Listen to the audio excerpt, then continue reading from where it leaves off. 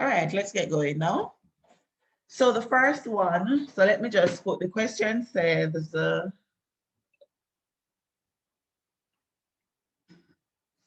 the question says, if you have two functions, I'm just going to write them here. K of x is equal to 3x plus 7, and f of x is equal to 4x minus 1. So those are our two functions. Just dig it up a little bit. Great. So those are our two functions. And the first question asks us to find f inverse x. So in order to find f inverse, the f function is 4x minus 1. And remember, for those of you who watched the video and were here on Saturday, we said that there are 4 steps to finding an inverse function. So the first step is to change f of x to y. So we're going to have y equals to 4x minus 1. And then we interchange the y's and the x's. So this becomes x equals to 4y minus 1. And then we solve for y. So to solve for y, we're going to have x plus 1 equals to 4y, because we've carried over this negative 1 here. And then we're going to have to divide both sides by 4 in order to get rid of this 4 here. So you'd have x plus 1 over 4 equals to 4y over 4. And these two 4's will cancel, and your answer would be x plus 1 over 4 equals to y. And the last step is to change the y into f inverse. So you would have f inverse of x equals to x plus 1 over 4. So everybody understand that, Carrie, and you got that one right, yeah?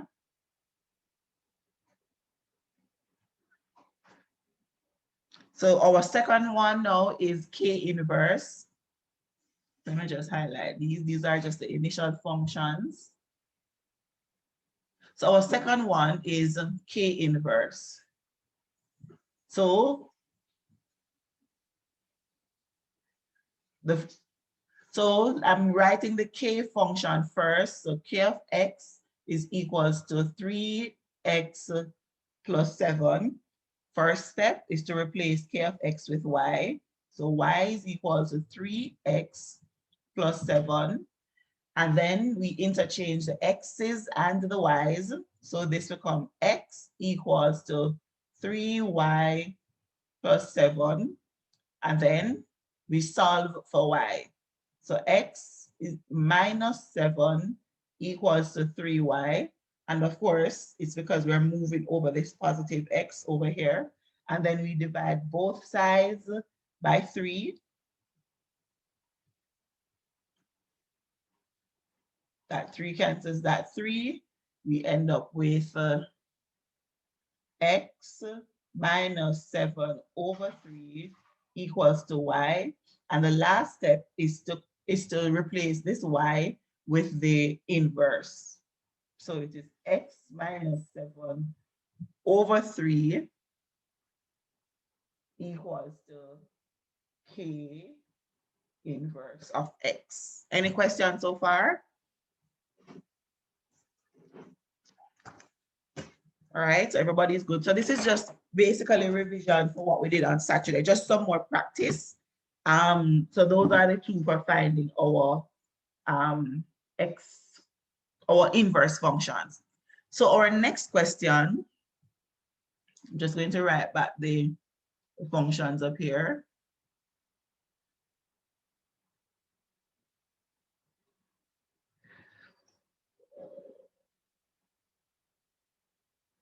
No, this is k of x. F of x is equal to 4x minus 1. And I'm also going to put, and I'm just going to put it in a different color. I'm also going to put the two the two functions that we just found just now, which was F inverse and K inverse. And that's because further down in the question, we're going to have to use those. So I'm just going to put them up top. So we got K inverse. So F inverse first was found to be x plus 1 over 4. And then we had K inverse that was found to be x minus 7 over 3. All right. So those are the functions that we have working with. 4 of them so far. So we can carry on now. So our third question asks us to find f k of x, which is a compound function. And we made the point on Saturday that for a compound function, you're putting one function into another. So you're putting the k function into the f function. So the first thing we're going to do is I'm just going to rewrite what the function would look like, the notation would look like. So we will have our f function, and wherever we see x in our f function, we would put the k function there. So I'm just going to write out what the k function is, and that is 3x plus 7. So this is what our function would be like. This is basically f of k, because if you look at the k function up here, this is what k was. So then we can go ahead now and do f of k. So f of k will be equal to our f function is 4x minus 1. Yes. So it would be 4x, or x would be 3x plus 7 minus 1. So we have that. And then now we would just simplify. So 4 times 3x gives us 12x. And then 4 times 7 gives us 28. And then we have minus 1 here. And so all we need to do now is to simplify, and we get 12x. 28 minus 1 is positive 27. So that would be our answer for fk, which is the composite function. If you do have any questions, you can always stop me and ask me, because nobody's saying anything. So I'm just assuming that everything is fine. But if you have any questions, please stop me and ask. All right. So number 4 asks us for kf, which is another composite function, and the same thing applies. So in this instance, we're putting the f function into the k function. So I'm going to write it out, the k function, and we're putting the f function in it, and our f function is 3x plus 7. So therefore, we can solve it now, saying k of fx is equal to, k function says 3x plus 7. So it's 3, and where I say x, I put that. So this becomes 3x. Hold on, something I put up wrong. F is 4x minus 1. Sorry. So our f function is here, 4x minus 1. Made a mistake. All right. And so this now would be 3x. So our x would be 4x minus 1, 3x plus 7. And so all we would need to do now is to expand and simplify. So 3 times 4x is equal to 12x. 3 times negative 1 is equal to negative 3 plus 7. So simplifying, minus 3 plus 7 is equal to positive 4. So that would be our KF compound function. So I think, Karen, you got that one right as well. All right. So our next one, and I'm going to just, I wanted a clean slate, but you know what? I'm going to just keep it just the same. Our next question, which was number 5, asked us for F inverse K inverse X. So let's work that one first. Now, this, as you see it here, is still a compound function. It's just that the functions now are the inverse function. So just as before, you are putting the K inverse into the F inverse function. So I'm going to just rewrite it to put F inverse, and in brackets, we have the K inverse function, which is what we have here, which is X minus 7 all over 3. That's a K inverse, right? Yes. Miss, you know, say me not do them 2 questions. They are the 2 last ones. Are the 2 last question them me give answer. The 2 last answer them was the 2. So stop. Me not do the 5 and the wow. Me no know me Okay, miss them 2 there. that's fine. All right, so let's go and see what we get here. So let's start. Put it in a different color so that I can have some life on the slide. All right, so our F inverse function is what we have here, which is X plus 1 over 4.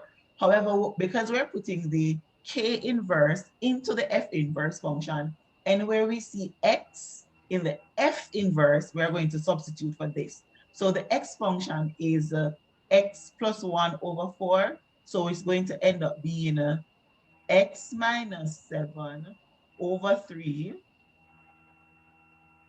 which is the X, right? Plus 1 all over 4. Everybody following me so far? So now that you have that, now it's just a matter of simplifying. So just putting this in the most, what you can call now, simple way, this is basically reading x minus x minus x minus 7 over 3 plus 1 divided by 4. So I'm going to rewrite it exactly like that. I'm just going to write it in a way that is familiar to you. So x minus 7 over 3 plus 1 and all of that. So that is what is on top here. And this line means it's being divided by 4. Everybody following so far? So the next step now is I would prefer to work out what's in this bracket before I go any further, because I would rather have this simplified first before I start doing my division. So I'm carrying it over here just for space purposes. Or you know what? Let me just put it on a slide by itself. It's starting to look a little chock-up to me.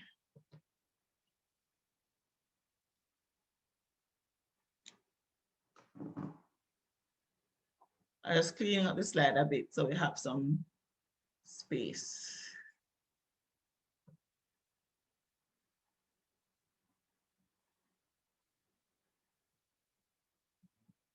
Right, so we would have done those already.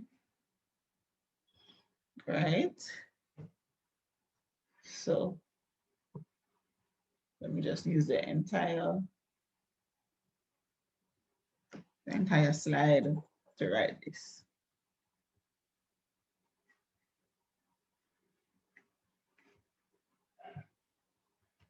I don't know why is my thingy not working.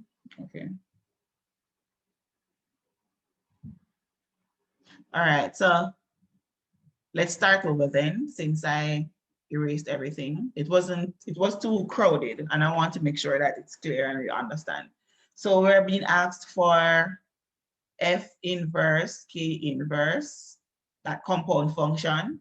And we were saying just like normal, we're putting the K inverse into the F inverse function. So I'm putting F inverse, and my K inverse function is, I think I erased something, but K inverse function is x minus 7 all over 3, yes?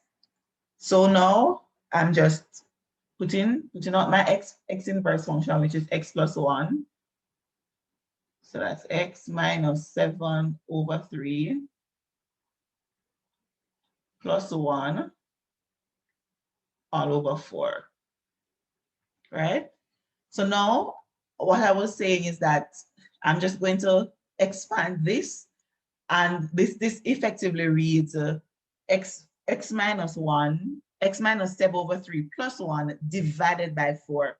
But before I go on and work that out, I'm going to first simplify this top portion here. Everybody following me? Just get it as simple as possible, and then we can go ahead and divide it by 4. So that's what I'm going to do now. I'm going to simplify that top portion. That's why I'm putting it in the same color. So I'm just going to pull it, x minus 7 over 3 plus 1. Now, if you remember about your what do you call that, adding and subtracting fractions, that's the same principle I'm going to use here. Since my denominator here is 3, I'm going to, when I make this into a fraction, I'm going to make my denominator 3 as well. So it's x minus 7 over 3 plus 3 over 3. That's easy to do because 3 over 3 is the same as 1, right? So then I can just draw my line and work it out like a fraction, like you know how to work a fraction. This is nothing new. So we're going to say 3 into 3 goes 1 time.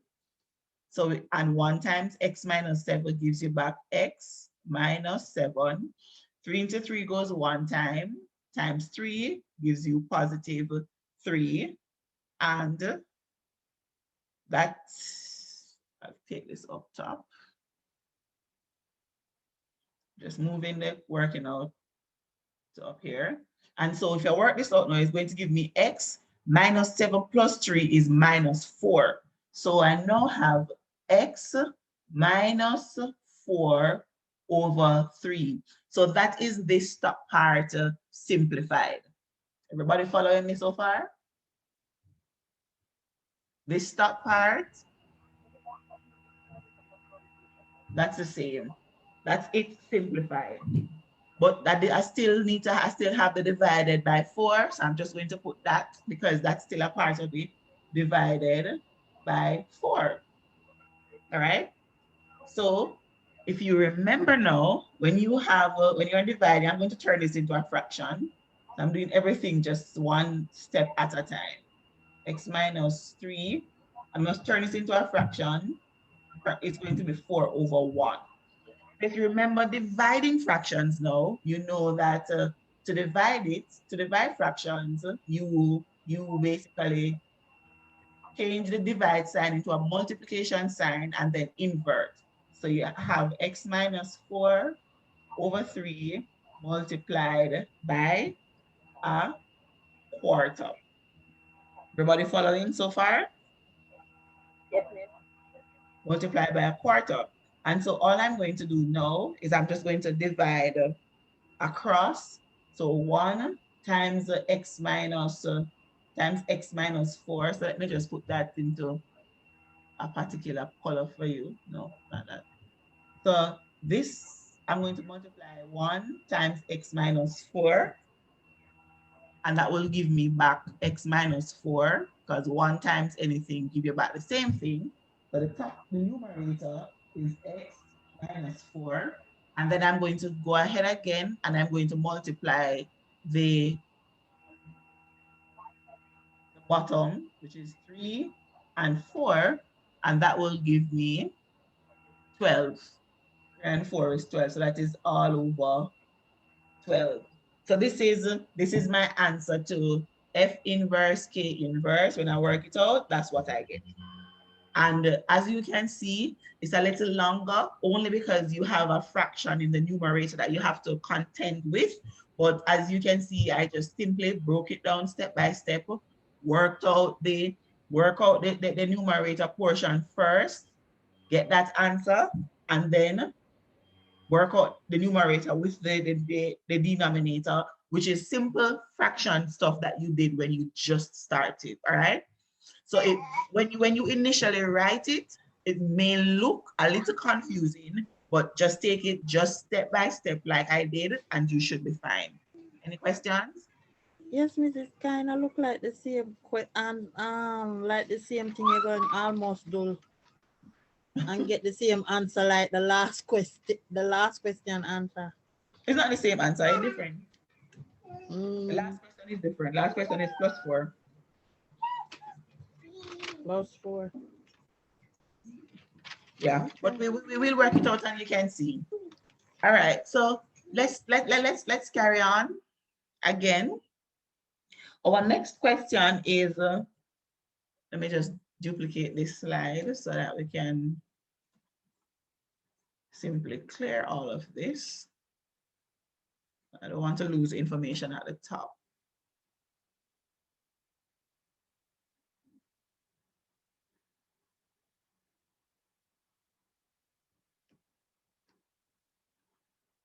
What? Why is it not erasing?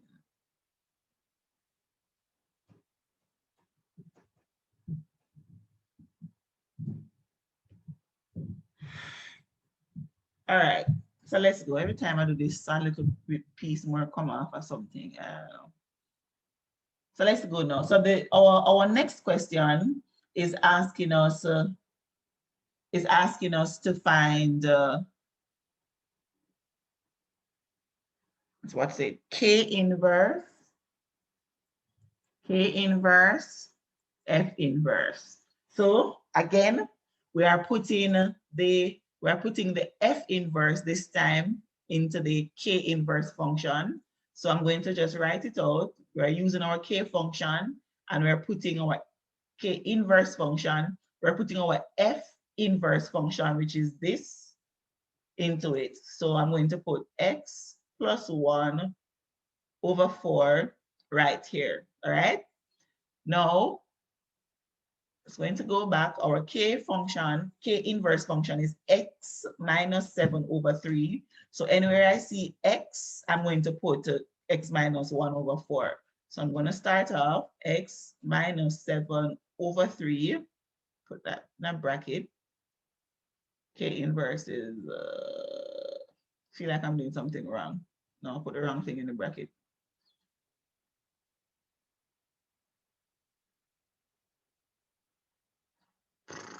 X plus 1 over 4. All right, so we're putting F in. So it's X plus 1 over 4 minus 7 all over 3. Everybody follow? So again, I'm going to do the same thing. I'm going to just start off by working out the top part as a fraction. All right, so I'm going to go ahead. Let me just change my ink color to match so you know that I'm working the top part alone. So this is X plus 1 over 4 minus 7 over 1. I can get this to be simplified. I want the denominators to be the same, so I can just go ahead and, you know, it's easier to add. So I'm just going to multiply each of them by 4, numerator and denominator. So that will give me 4 on the denominator because 4 by 1 is 4. And in the numerator, that would give me 28. So I'm just going to work it out. X plus 1 over 4 equal, no, not equals, minus 28 over 4. And then go ahead. I don't even have to do this, but I'm doing it nonetheless, just for clarity. I could just go ahead and subtract the tops, but we'll see. 4 into 4 goes 1 times x plus 1 is x plus 1. 4 into 4 goes 1 time. 1 times 28 is 28. And then we now have x plus minus 28. So our answer here now would be minus 27. Hope you see that. 1 positive 1 minus 28 is going to give you minus 27, and that's all over 4. So that is x minus 27 over 4. That's what we have for our top part. So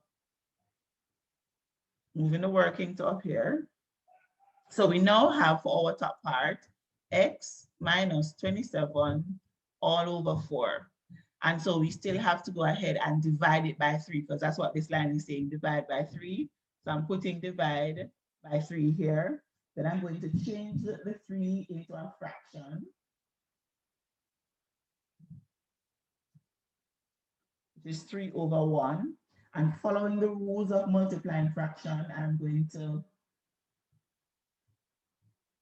multiply, change the sign to multiply, and then invert what comes after the fraction.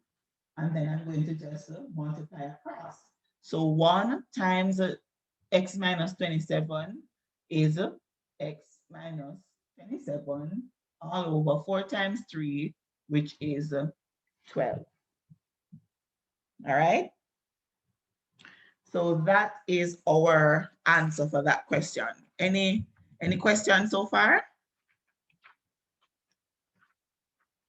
All right. So that means that when we give the stuff you are going to get 100. I hope that is the case. All right. So we can now move on to our final two, which are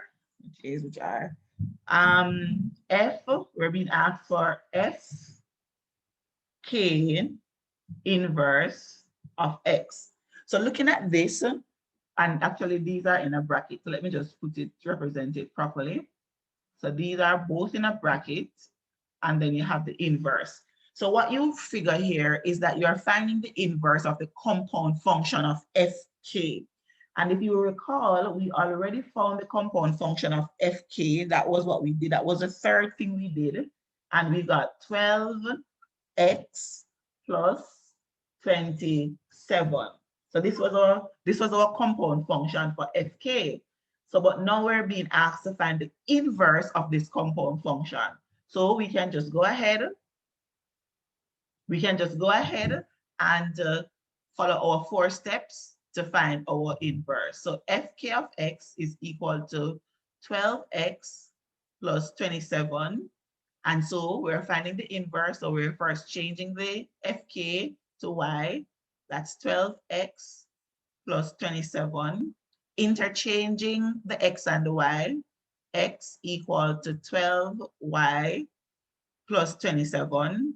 Solving for y, you're going to get x minus 27 all over 12 equal to y. I skipped a step just now, but you should be able to work it out, right? So divide both sides by 12 and you get that. So this is, that's our answer. And our last step is to change this y into the inverse function. So that would be our answer at the bottom here.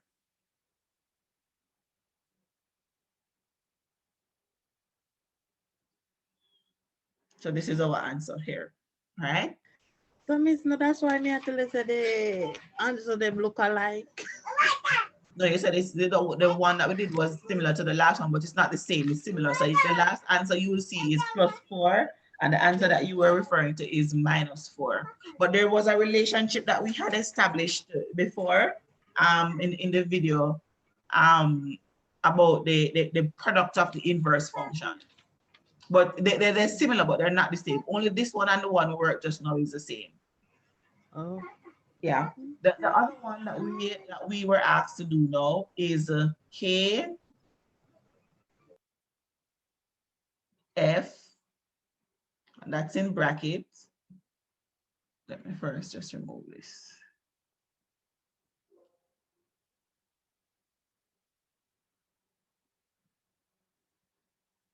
Yeah, so we're asked to do K F inverse of that. So again, we had already found the KF compound composite function already. So it's, we found that I think in question 4. So we found that to be, I'm just gonna put it down here. We found it to be 12x plus 4, I think. Correct me if I'm wrong. 12x plus 4. So now we're asked to find the inverse of this function. So all we need to do is follow the 4 steps. Replace kf of x by y. That's our first step. Interchange the x's and the y's.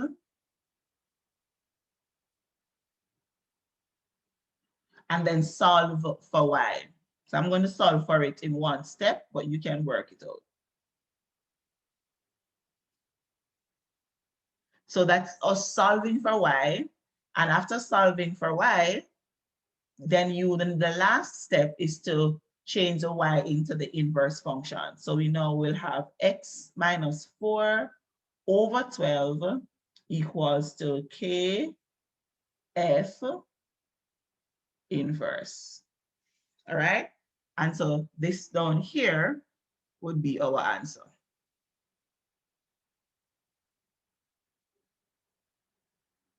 All right.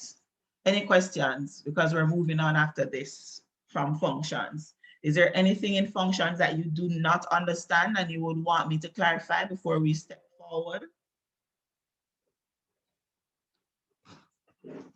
Anything?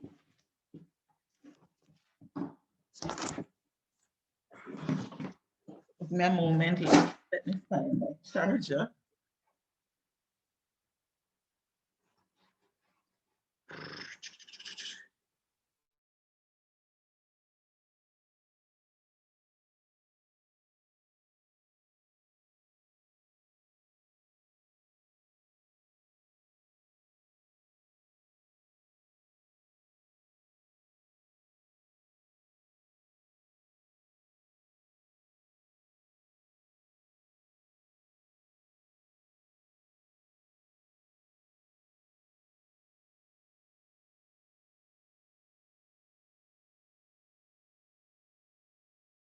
All right, so that settles that.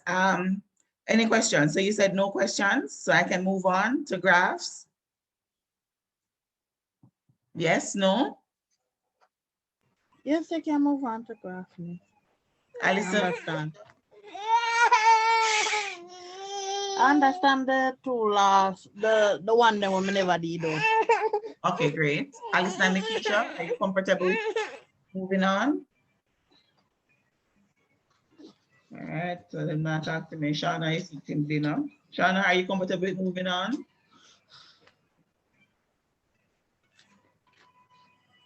Nikisha, see your mic open. All right, I can move on. Can move on because when I finish watch the video, if I don't understand, I'll state in the next session that we have. Because I didn't finish watching the video. Yes, miss. Okay. So from what we work out tonight, you're okay? You're following? Yes, miss. Okay, all right. And so the questions were placed in the groups. After watching the video, you can go back and work all of those questions to sort of test how well you understand, right? Or how well you're following. All right. So we're going to do a bit. Huh? You can move on. Okay, that's Sean. All right, no problem. So question before, but now that we're stepping into graphs, so we're going to be doing graphs for the next half hour. I want to know how many of you have drawn graphs before, done graph, understand how to use a graph paper, because I want to know how basic I need to start. Miss, me know if you use the graph paper, not to drop the graph paper. Excellent. Shauna, mic Miss, is open. yes, Miss, but it's been a long time for me, so recap from top. Alison, Makisha, graph paper.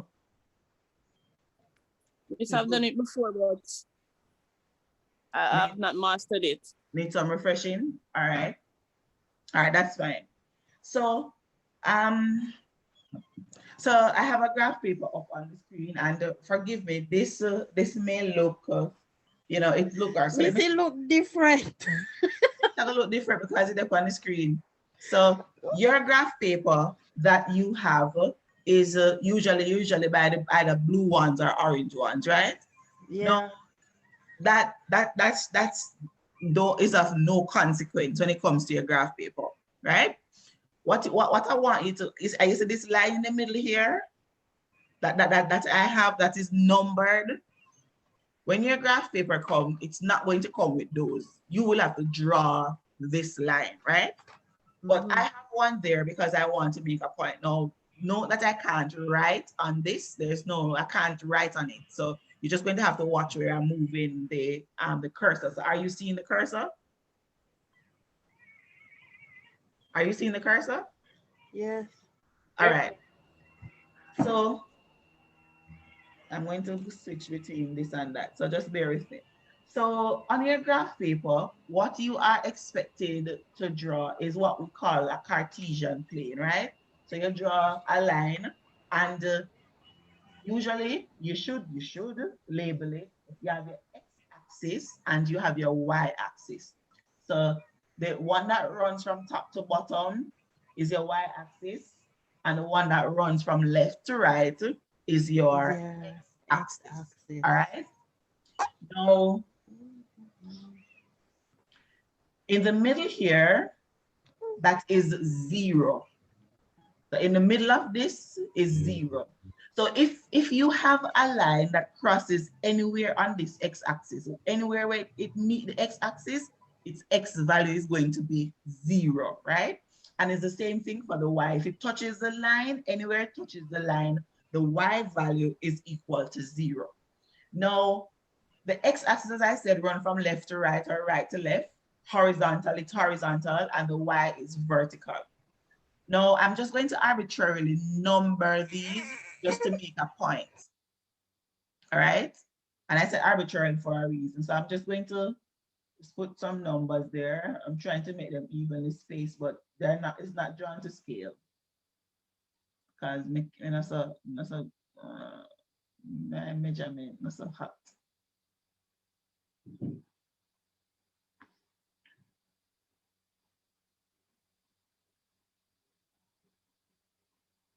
All right. So when you are numbering your line, this I said here is 0. Anything right of it along this line are positive numbers. So if I were to number this, I could number these. This is 1, this is 2, this is 3, 4, 5, 6, 7. So this is positive number over here. And this is on your x-axis. And over here, this is negative, right? -1, -2, -3, -4, -5, right? This is for your x-axis. For your y-axis now, your positive numbers are at the top, which is 1, 2, 3, 4, and it could go up 5, 6, 7, 8, further and further, right? And down the bottom are your negative numbers. So this would be -1, -2, -3, -4, so on and so forth. So I want you to just appreciate, because when you are drawing, when you are ruling up your graph paper, you're going to need to know where to put your x values and your y values, right? The negative ones are over here for the x, and the positive ones are over here. And I always think about it like this is 0. For my y-axis, anything above 0 is a positive number. Anything below 0 is a negative number. So I always try and find little ways to remember stuff, right? Until it becomes you know, like a second nature. So if this in the middle here is 0, above 0 is positive number, anything below is negative. And this x-axis sort of reminds me of a number line where anything to the left is negative, anything to the right of 0 is positive, right? So that's how I try to remember it, or back in the day, that's how I remembered it. But you can use whatever you want. If you want to sort it, but you need to know the center is 0. For the y-axis, above, the top part is positive numbers, positive y values. The bottom part is negative y values. For the x-axis, which runs left to right or right to left, to the right of the 0, which is in the middle here, positive numbers. To the left of it is negative numbers. Is that clear? Is that clear for everybody? All right. Why is this important now? What happened? All right, so you are seeing something on your screen, but I'm not. My screen has gone blank, and I'm not sure why. Sorry, I'm going to have to get some help to fix this. I don't know. My screen is blank. I'm using my phone just to make sure of what you're seeing on your screen. So I'm seeing that you are seeing, but I'm not seeing. My screen has gone blank. So give me a second, please.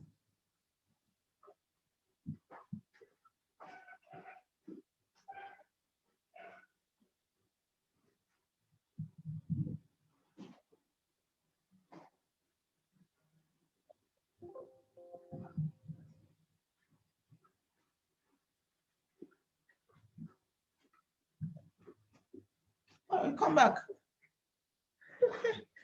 Come back. I don't know what happened a while ago. All right, it's back. I don't know what happened. All right, so what I was saying, everybody's there? Yes. Okay.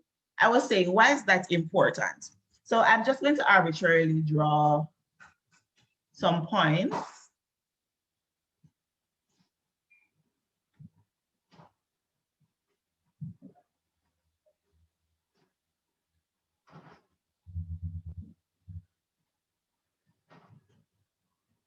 All right. Now, these are just 4 random points that I have placed on the Cartesian plane. And I have deliberately drawn some with an X and some with a dot, because when you're drawing on your Cartesian plane, students usually ask me, you know, if it's okay to use an X or a dot, and the answer is either one is fine. So that's the first thing, because I've used an X for some, dots for some. So when you are numbering, each of these points that are on the Cartesian plane have a coordinate, meaning that they're somewhere, and there are numbers that you can use to identify where they are. So each point has 2 coordinates. It has an X coordinate and an X value and a Y value. So for this one, I'm going to write its coordinates. So how you find out what's the coordinate, you line it up with so this is supposed to be in the middle. That's where I intended it to be, all right? So if you line it up with the X value, you see if I line it up, I carry it down here. So usually you use your ruler and carry and just line it up, and you will see that for this, the X coordinate is -3. So, and then your Y coordinate, you line it up. I intended for it to be 3, all right? So your X coordinate would be -3, and your Y coordinate would be +3, right? And so you would write that in your little brackets as -3, 3. That's your coordinate. Interesting, all right, important point is that your X comes first and your Y always comes second. So each point on your graph paper, on your Cartesian plane, has two points, 2 coordinates. One is an X value, and you can see where I get the X value from. One is a Y. And you just write them just like we extrapolate it, except on your graph paper, you don't extrapolate it like this with the dotted lines. Otherwise, your graph paper gets very crowded. You just use your ruler and line it up and see where on the X value it lines up. So let me see if I can use my ruler. Boy, I don't know if I move that ruler here now, but So why I can't rule it? All right. I'm not bother with it. But you get the point. You just use it, line it up, and you get it. X value is written first, Y value is written second. So let's do it for this one here. Again, I just carry it down on the x-axis and then carry it across on the y-axis, and then I can write my coordinates for this one. So for this point here, x is 3, this is positive 3, so I can write that 3, and then y is also positive 1. Yes, everybody follow me so far? Yes, miss. Following, great. All right, so tell me for this point now. Sorry, I'm not drawing it straight. My hand is a little lean, so forgive me.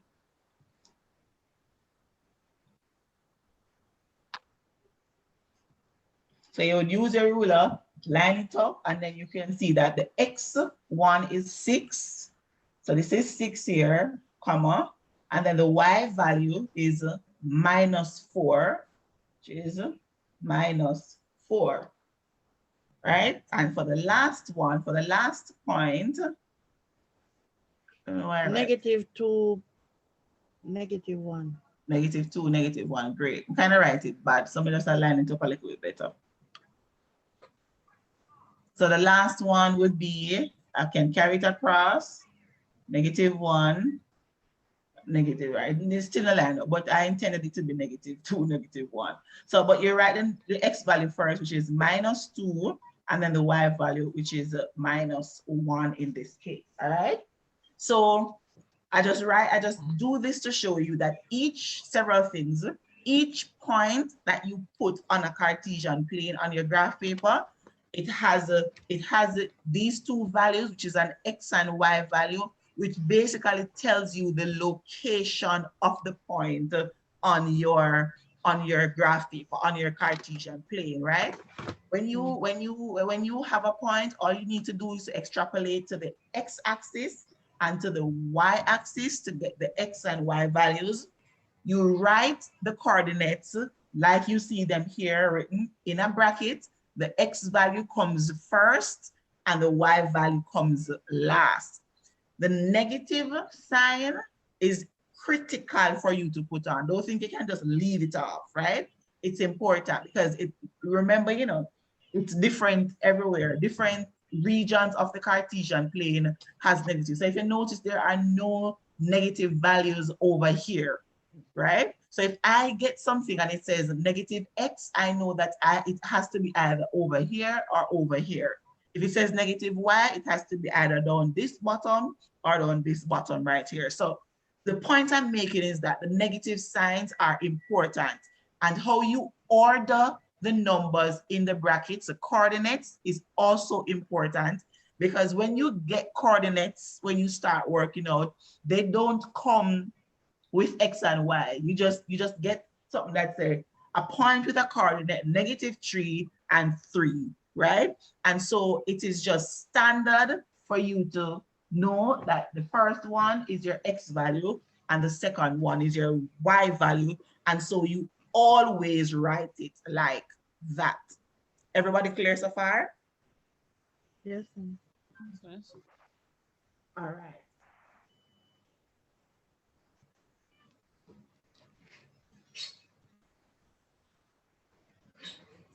All right, so the other thing I want to just point out here is that, and I'm just going to use a different,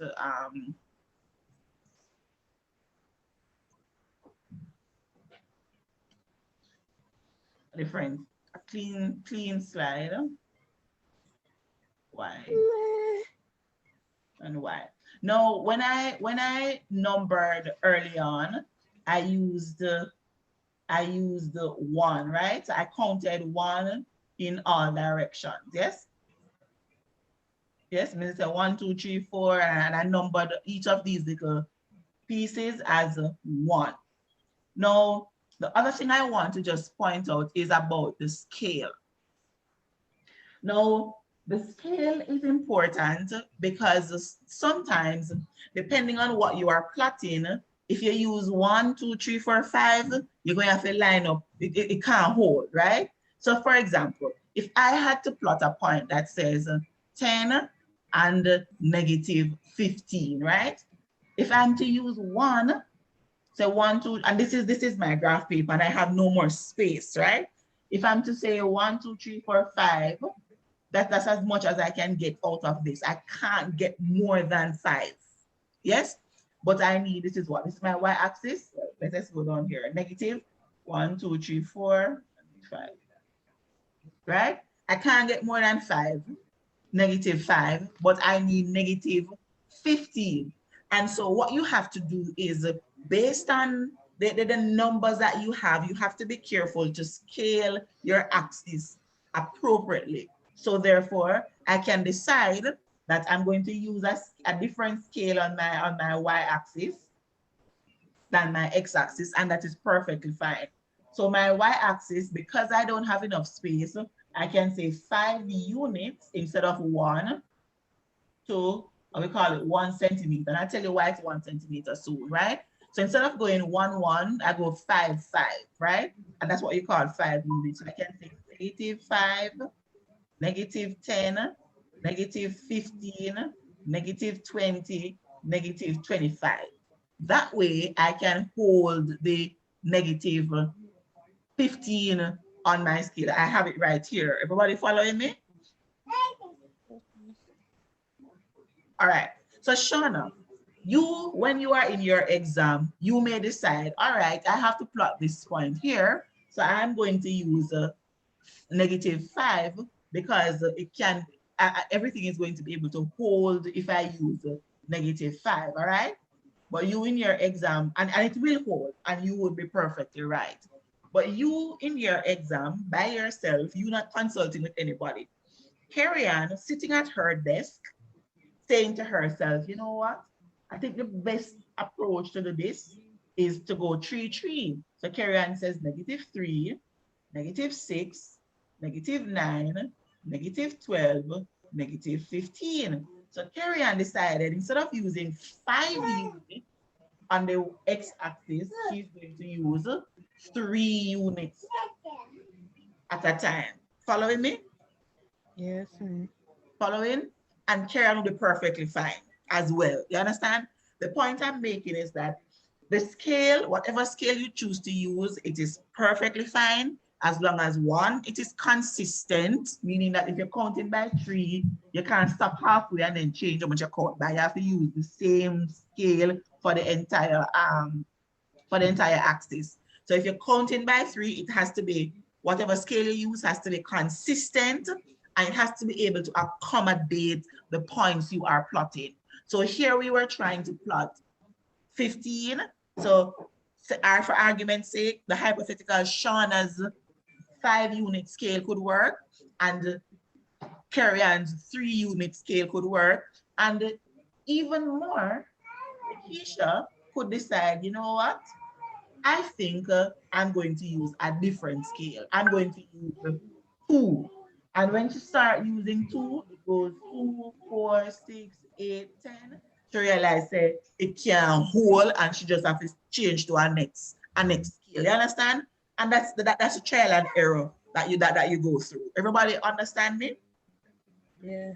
It's the same thing. You need positive 10 on your y-axis, but if you count by 1 unit here, 1, 2, 3, 4, 5, 6, 7, you can't get 10. So you might decide to use 2 on your y-axis, which is 2, 4, 6, 8, 10, 10, 12.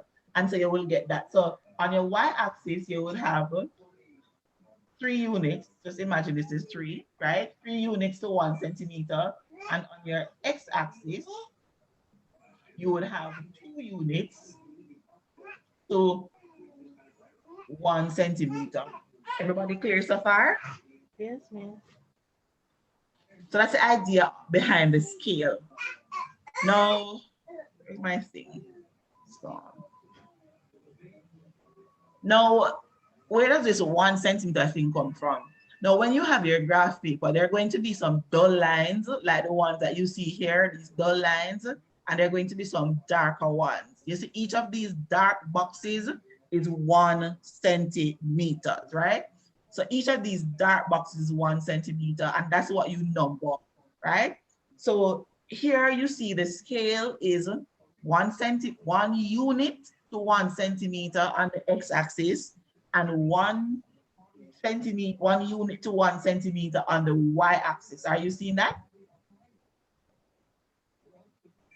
Yes, no, you're seeing that the unit is both 1 unit to 1 centimeter on both axes? Yes, miss.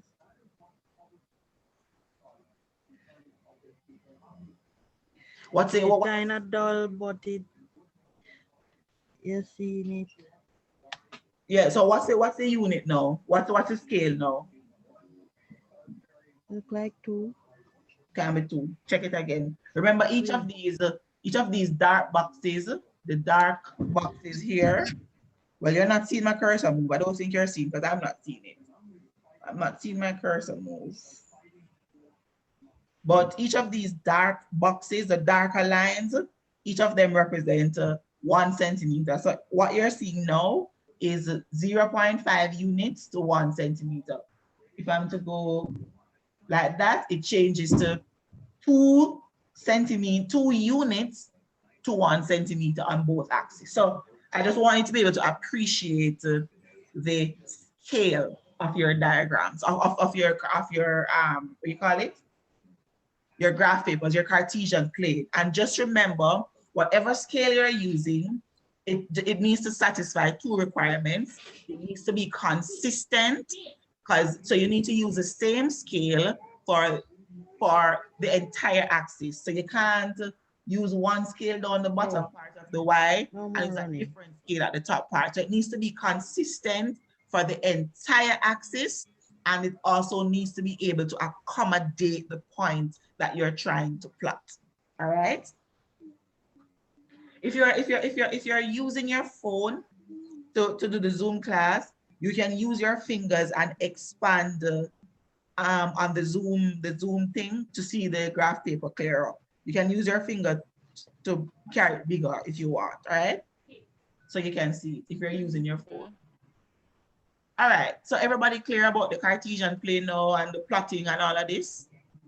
Yeah. Clearer? All right. So I just going to just write down the point about the scale. So the scale must be consistent for the entire axis.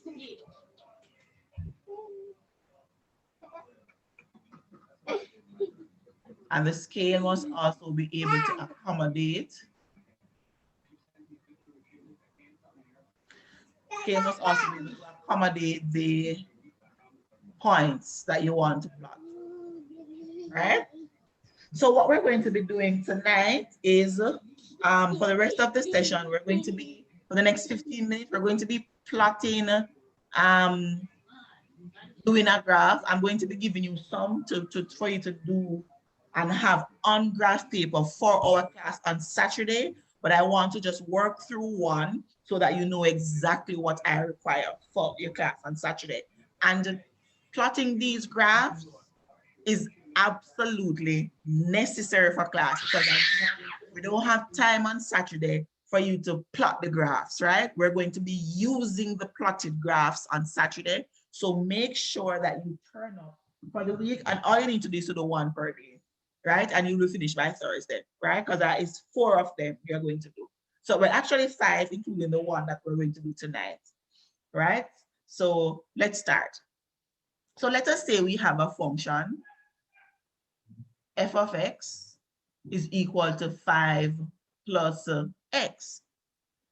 And we're told that we need to draw the corresponding graph for this function for values of x between -3, less than or equal to -3, and where x is less than or equal to +3.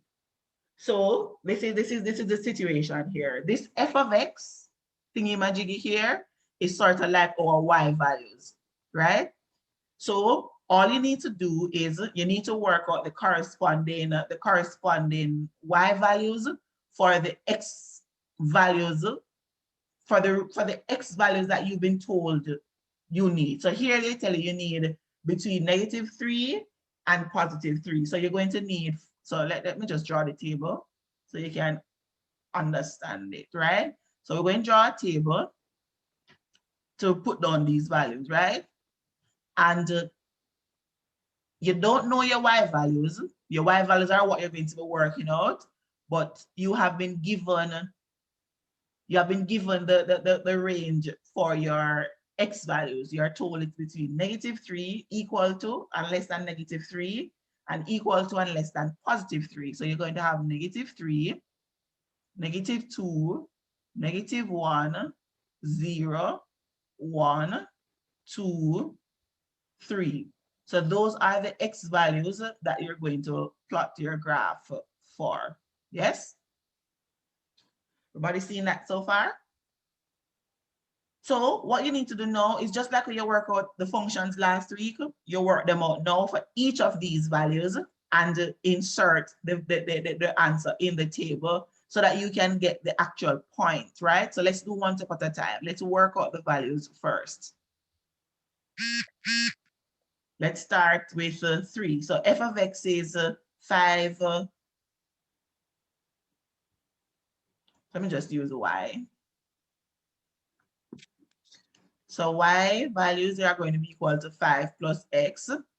So when x is -3, you're going to have 5 plus -3, which will give you what? What's the answer here?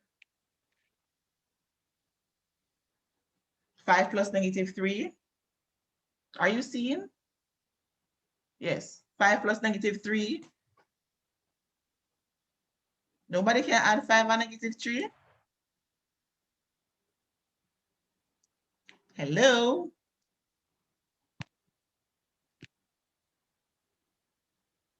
Two. 2, thank you very much. Stop the noise. And 5 is, so we can put 2 here, right? 2 is the corresponding Y value for that. So when when x is equal to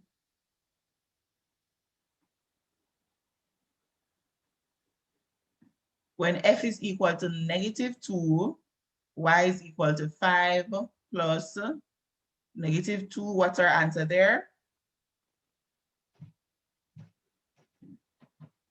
3. 3, thank you. When x is equal to -1, we have 5 plus -1. What's the answer? 4. 4. Good. When x is equal to 0, we have 5 plus 0, and our answer is 5. When f is equal to 1, we have 5 plus 1, answer is 6. So I have 6 here. When f is equal to 2, we have 5 plus 2, answer is 7. And when f is equal to 3, we have 5 plus 3 gives us 8. All right? Everybody good with that so far?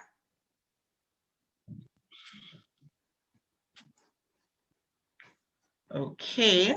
So just like when we spoke earlier and I drew right here, when I drew the Cartesian plane and said that each point is identified by an X value and a Y value, that's what we've just worked out here.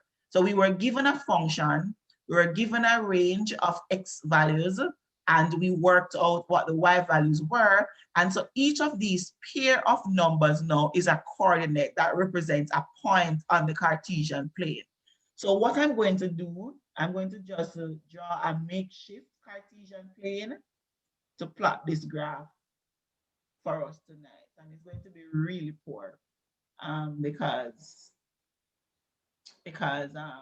my hand is very, very lean. All right, so this is my y-axis, right? Now, when I look in my, I'm trying to figure out to myself how to draw my axis when I'm going to draw it equally spaced on my graph paper, or I need to shift the line a little bit. So I look and I see that I need some negative x values, -3, and I need +3. So I need the left and the right, the top left and the top right, and all my y values are positive. I have no negative y values. So I'm going to decide, let us say this is my entire graph paper. I am going to decide to draw my line down here just a little lower, so I have more space up top here. And I'm doing that just to make the point that you can do that. You can shift the ratio of your lines to facilitate the numbers that you have. So let's go. I am going to use, and I'm going to write my scale. What's this x now? I'm going to use 1 on both. So 1, 2, 3, 1, 2, 3, 4, 5. Right? And then I'm going to use, I'm going to use 1 at the top as well. So this is 1, 2, 3, 4, 5, 6, 7, 8. All right. So I'm just going to number it. 1, 2, 3, 4, 5, 6, 7, 8. And this is 1, 2, 3, 4, 5, -1, -2, -3. Now these I'm going to number as well. I'm not going to use them, so it don't matter to me how many of them I have, how little space I have down here, because I have no negative, that's 3. I have no negative y values in my table here, all right? So let's start by plotting. I'm going to use just a bright color to plot. Let's start by plotting. So my first point is -3 on the x-axis and 2 on the y-axis. So that's -3 on the x-axis, which is here, and I'm going to go up to 2 on the y-axis. So that's my first point. -3 on the x, 2 on the y. Everybody see that? Okay. Second point is -2 on the x and 3 on the y. So that's -2 on the x, and I go all the way up to 3 on the y. Third point is -1 on the x and 4 on the y. So we're gonna go up, -1 on the x. So 1 is -1 and 4, so it match up. 0 on the x and 5 on the y. So 0 is along the line here. 0 on the x and 5 on the y. So that's there. 1 on the x and 6 on the y. So I'm on the +1 now. 1 on the x, and I'm going all the way up to 6 on the y. 2 on the x and 7 on the y. So 2 on the x and 7 on the y. 3 on the x and 8 on the y. So 3 here carries all the way up to 8 on the y. So those are all my points, and I got them from this table here that I worked out. And all I did was I got the range for the x values, and I plugged that into the function, got my y values, and I got my pair, my coordinate pair that tells me the location for each point. So each of these pair represents a point, and the numbers just tell me where the points are located on the Cartesian plane, and I just plot them. I just put them there. And now I'm just going to tie this all together, and as you can see, it is a straight line. So I'm just going to use my ruler. Well, you will use your ruler and connect. All of them should connect to a straight line, but of course I'm doing it freehand, so it should be a straight line. Everybody follow? Yes, no? Everybody's good? Yes, miss, yes, miss. All right. So I'm just going to, what is it? 5 equals 5x. So this one was y equals to x, no, 5 plus x. I'm sorry, 5 plus x. And that's the line. That's what it looks like. So I'm just going to zoom out so you can see it. Wait, let me zoom in so I can get the scale to be 1:1.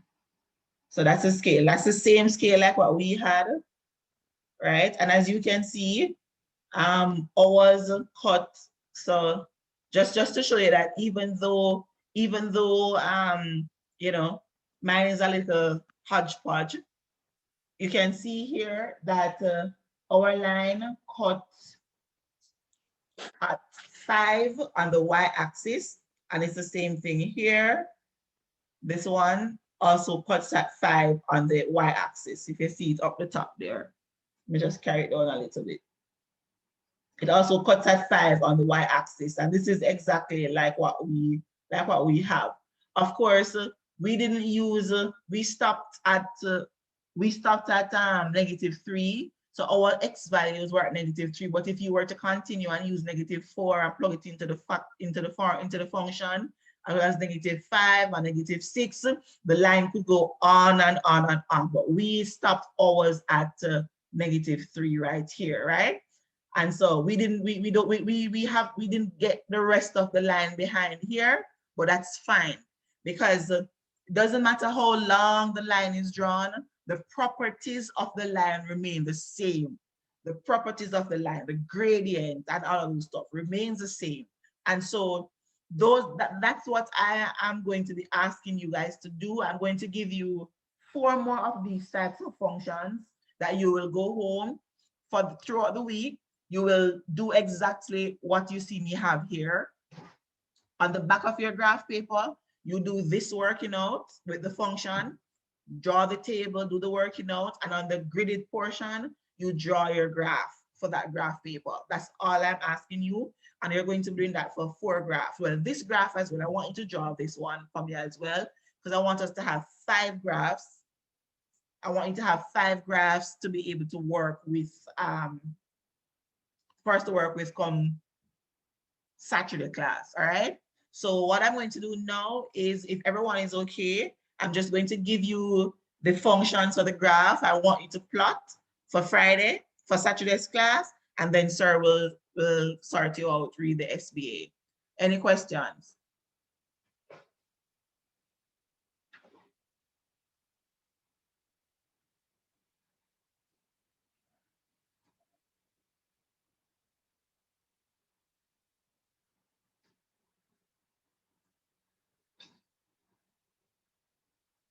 So this is the one that I just did, but I still want you to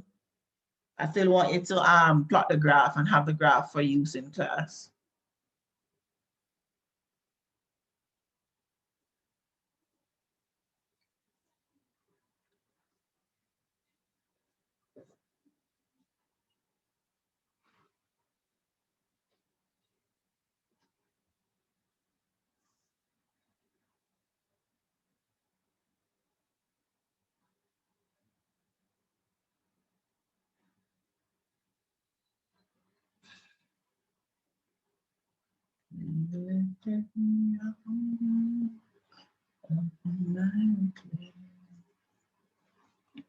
He planted my feet on the rock to stand, and that is more. I sing and I shout, I say the kingdom. I lifted the up, he lifted me up from the rising. That